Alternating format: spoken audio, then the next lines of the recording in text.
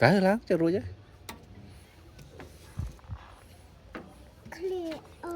sẽ tê ta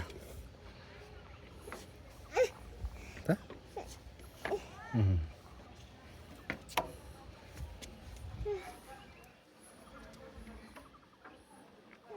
dụ ta đó lá đó lại ta này ta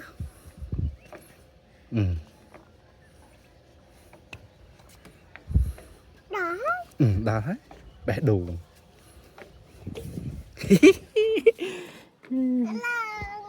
làng ấy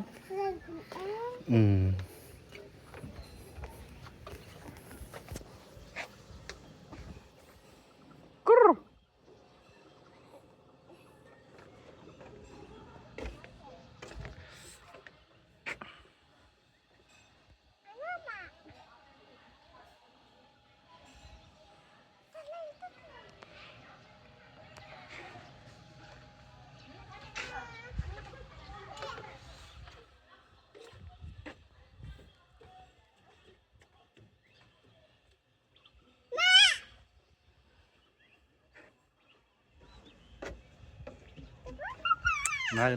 ta